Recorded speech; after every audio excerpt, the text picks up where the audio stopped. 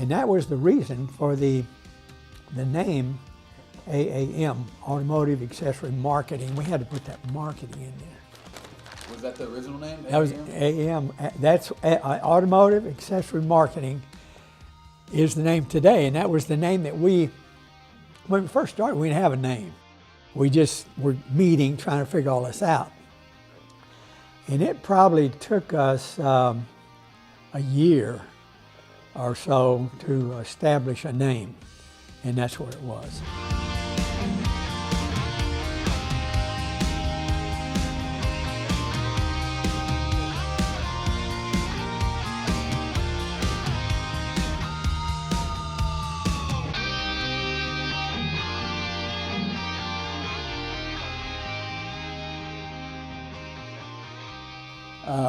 Well, the first meeting evolved from the SEMA show, 1987. I had walked the show for 3 days and met with many vendors and talked to everybody. And it looked like to me that Summit and Jegs had a head start on everybody with their mail order businesses, and they were going to control the industry if we didn't do something about it. So I walked out of that building that night, the last night, and I was sitting on the bench outside the door waiting on the shuttle to come there. And a guy named Travis Parker was a rep for Mr. Gasket at that time, walked over and sat down next to me. And I told Travis, Travis, I think we need to start a buying group or something to compete with these mail order houses that are taking over our industry. And he thought it was a great idea. Travis did. He was a rep for a bunch of the big lines, and he said, no, I think you got a good idea. So I said, well, what if we call a meeting in Houston, and I'll call a bunch of guys I know, and you call some people, and we'll get them all over to Hobby Airport, and we'll have a meeting. And this was something that had never been done. So I called a bunch of guys that I knew and made arrangements to have a meeting at Hobby Airport, and everybody came, no problem. They showed up right on time.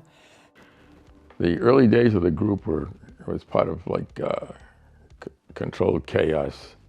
There were so many different things happening all at once. The group established itself at a PWA meeting. The group was really getting into its stride, and we had these flyers that were created that helped our jobbers sell more product, and we would obviously sell more and help the manufacturers go right down the line. In their early years, AAM was made up of the larger performance and truck WDs throughout the United States and Canada. We had a tremendous amount of volume in our group, which was, we were major players for the manufacturers of the lines that we carried and sold. I think HG did a remarkable job of building the group. He was a friend of mine, but he did a remarkable job putting this group together, creating cohesion, building the foundation of the group. And I think he wouldn't admit it himself, but HG did some things that were really innovative. We created a program where we imported some products that we manufactured to our own design. He saw some technologies like EDI and central payables. It's because of HG that we have the successful group we have today. Well, AAM was the first group that we've ever belonged to, and it was a great experience because now we had, at that time, 4 to 6 members all thinking and wanting to achieve the same thing that we did. So it was nice to have a unified front to discuss with our vendors rather than just NPW on its own. As far as I was concerned, being a member of the group was terrific. It was like a fraternity. The different members would help one another whenever possible. Some guys would find a deal and they would let everybody else know about it. The meetings and being in the group in the early days were great. We spent many hours sharing information about experiences on how to run a business, and it all was very, very, very good because each member put in some information, and they all had different experiences, but it'll all come to bite you sooner or later. AAM as a group constituted a large volume to the manufacturers. So we had a lot of clout with the manufacturers.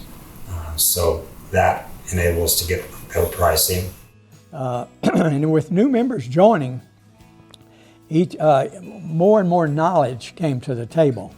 And as we moved forward, we found out more from the factories about the deeper deals and what we should be getting if we can compete, so we can compete with the mail order companies. And each member put in his own 2 cents worth, which was great. And that was in the early meetings, and it was very successful. There was a lot of information exchange between members that was advantageous, I know, for us. Lines that we hadn't sold before that other members were doing a good job with, we would add those lines. So the exchange of information was really, really valuable, a really valuable part of being a member of AAM. We all thought, and we felt like we were onto something with this group. And we had no idea what we were actually building.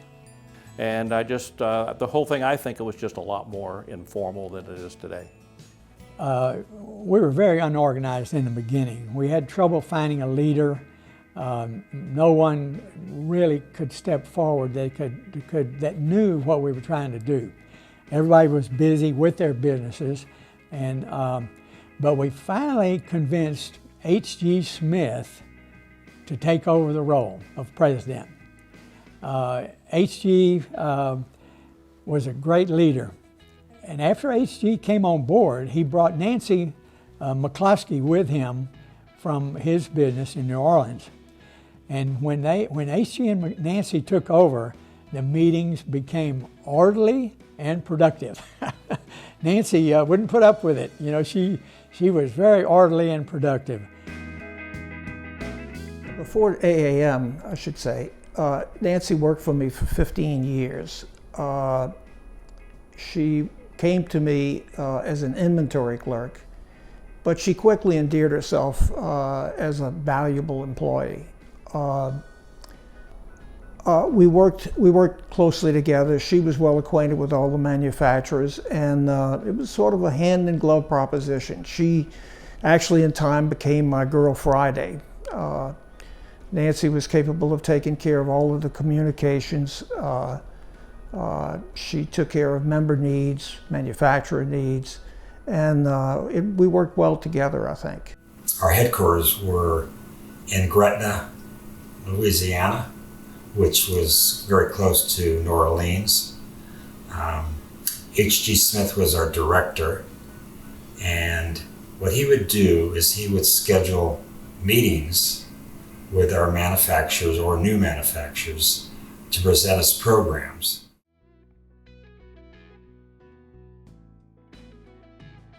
Look forward to every meeting that we had, figuring that there's going to be some opportunities. I just didn't know what they were all the time until they were unveiled during the meetings. We would have these meetings where the group membership got together, and then the headquarters set things up and had a number of different manufacturers coming in to quote-unquote pitch the group, see if they could get us to buy a better price than what was out there.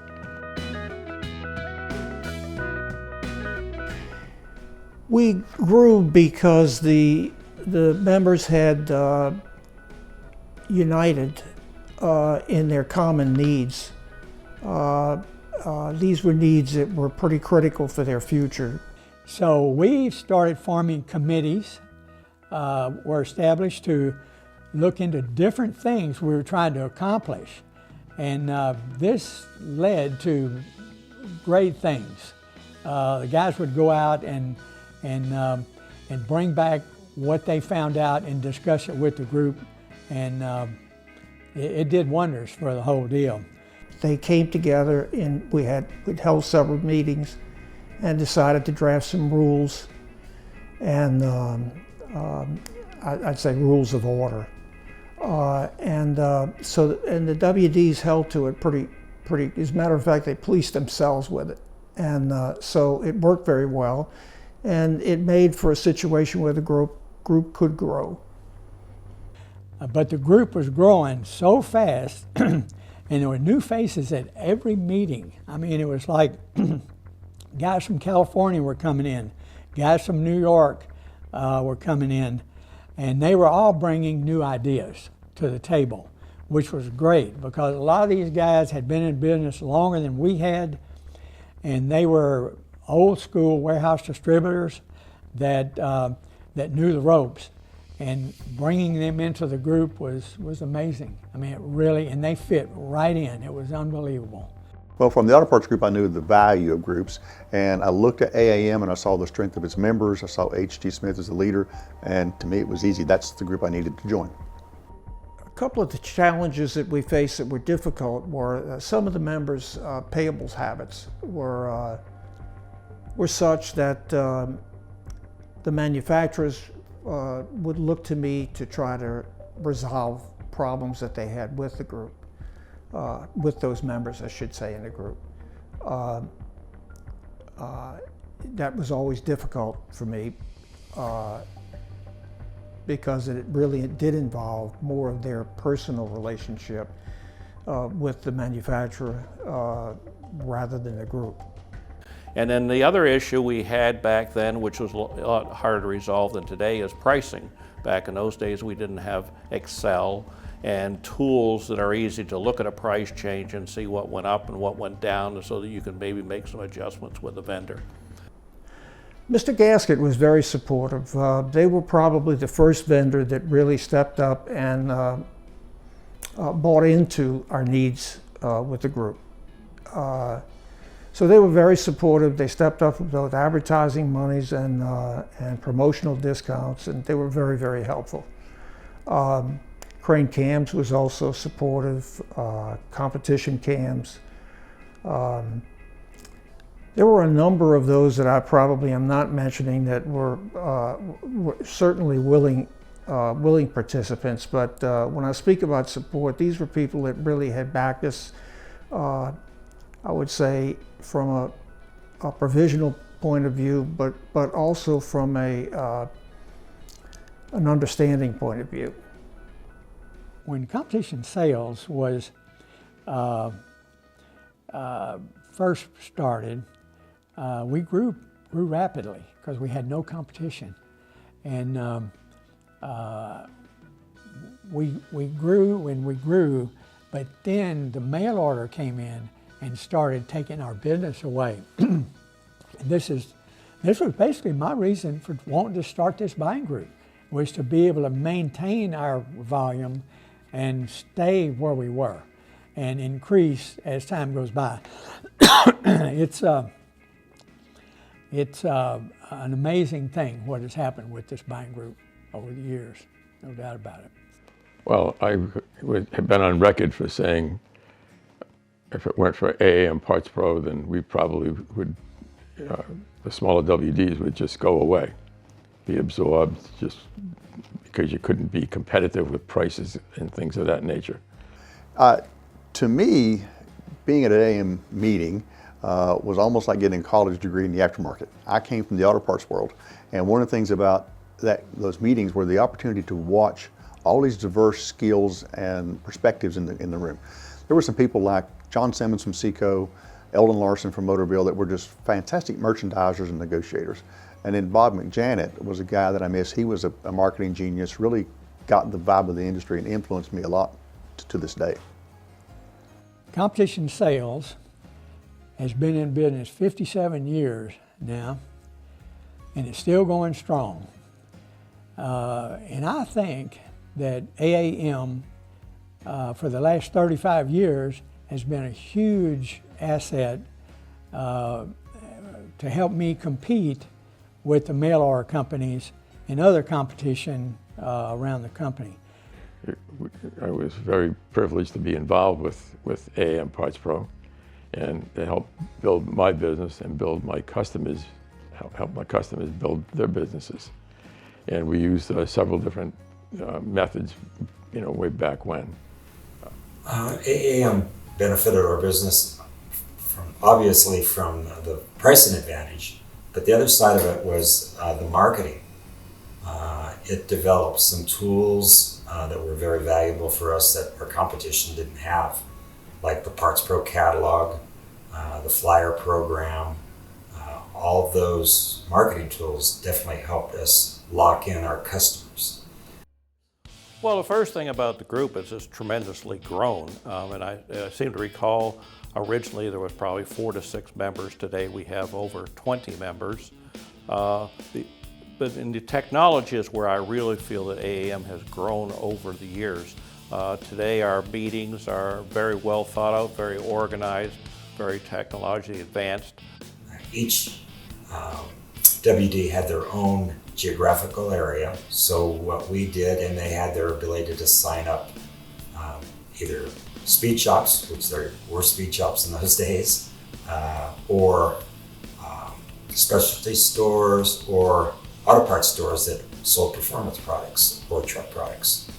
So we devised a program, our Parts Pro affiliate program, where we would sign up these parts stores, speed shops, accessory stores, and give them an area and then put them on the flyer program. It would cost a minimal amount, we would charge them, but then they had the option they would have the ability to earn it back in purchases. So that would kind of lock them into us as a supplier. Also, trading information and purchasing from AAM and other members, other AAM members, is a benefit to the entire group. It keeps the money in our group and not outside, which I think should be done more and more and more where we can. Also the camaraderie of the group. There's a lot more folks to talk to. There's performance members, there's truck accessory members. So we have good camaraderie with the group today. Not that we didn't in the beginning, but it's just that obviously the group has expanded into more than just than performance parts. And recently we added the EPG group, which now means that we're involved in engine parts with the group too. Another thing about being an AAM member, when we go to industry events around the country, whether it's a SEMA show or PWA or whatever, just wearing the AAM shirt has helped competition sales immensely. I mean, when you walk up to a booth, if you have that shirt on, they talk to you. And that means a lot. And I really appreciate it. The Parts Pro name was added sometime later to give the jobbers are a small store that you're selling to, give them a name. If they're affiliated with AAM, they could be called a Parts Pro jobber. And a lot of times they'd go in and set up a wall with a bunch of parts on it and put Parts Pro above that. Yes, Parts Pro actually did not intend in the beginning to do anything of that sort. Our participation in some of the race events with with the sanctioning bodies was something that I'll call it identity advertising, and it was not something that our budgets were supple enough to support. However, I did have an instance where one of our members came to me and asked if we might want to consider it, that he had been contacted by a fellow named Laird Gann. Laird was a marketing guy for R.J. Reynolds and had a lot of experience with that, and he felt that he could make it work for us. So I asked him to give me a call. I asked the member to have him give me a call, and we talked about it. He said that they would like to have us as a title sponsor for an event, which was at a new racetrack, and that they would meet us in any way that we felt we could, if we could do it. So we decided to do it, and John Simmons, we produced tabloids tailored for his stores.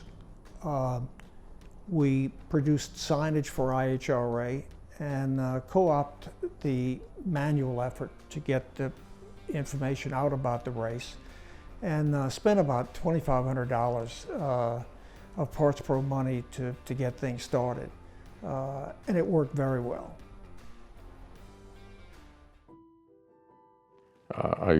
If it weren't for the group and being a member of the Parts Pro program, a lot of us wouldn't have made it. And it was just a great experience. And I think about it all the time. It was a terrific experience being involved with the group, and I enjoyed every second of it and tried my best to be a good member. The AAM group today is like a well-oiled machine. With the hiring of Tim Odom as president, the group has increased sales even with the loss of some major lines. Tim has had the foresight to see that the truck industry was just blowing up. And he has managed to bring many truck factories on board, and has really, really helped the group immensely. I came to know Tim as a prospective member. Tim was a buyer at Nichols Performance in Kingsport, Tennessee, and spent some time with him, got to know him, and eventually, actually, he came on board as a member. But through the years with Tim, I came to understand that Tim really did have a great knowledge. I remember asking him one time how he came to know so much about a lot of these products, and he told me he worked for PI at one time and had to figure out how to sell it. And so he'd look for all the good points, bad points, and whatever, and how it applied to that customer. And he must have been obviously successful with them. Tim and his terrific crew at the Tennessee office have been able to create programs for the members that just are unbelievable, and were not even possible in the old days when we first started. What they're doing over there is just phenomenal, and everybody sees this. I mean, they're doing work for factories, for magazines, everything, and it all goes to benefit the AAM group. But what he's done for AAM has been phenomenal. The growth that AAM's experienced under his tenure is tremendous. And I know that the members he now represents, who are probably more diverse than the members that we had, have really benefited from his leadership. It's been a trip, man. 35 years. I've been there every day of it, the whole way through. So one way or the other, we've had a blast. It's been a good trip, and a lot of benefits for a lot of people. It's amazing.